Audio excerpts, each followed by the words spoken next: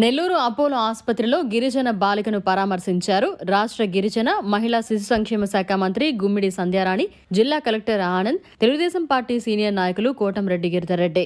అనంతరం వారు మీడియా సమావేశం ఏర్పాటు చేశారు. మనుషుల్లో మానవత్వం తగ్గిపోతుందని చెప్పడానికి ఇది ఒక ఉదాహరణ అనిపించింది నాకు. మానవత్వం లేకుండా పిల్లల్ని కాల్ చేయటం, కొట్టేయడం అనేది అంటే కన్న తల్లిదండ్రులుగా అది మనం చేయలేము.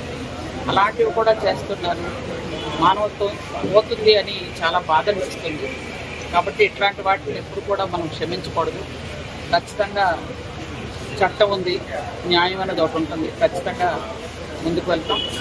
ఆ అమ్మాయి బాధ్యత తీసుకోవడానికి మేమైతే ట్రైబల్ వెల్ఫేర్ రెడీగా ఉంది. బాధ్యత తీసుకుంది.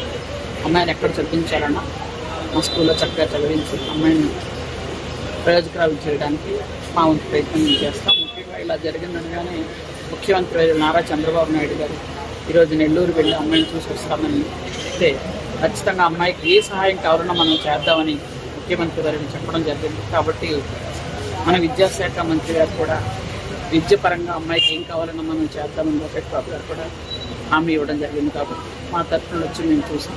అమ్మాయి ఖచ్చితంగా బాధ్యత తీసుకుంటాం. అమ్మాయికి రక్షణ కల్పిస్తాం.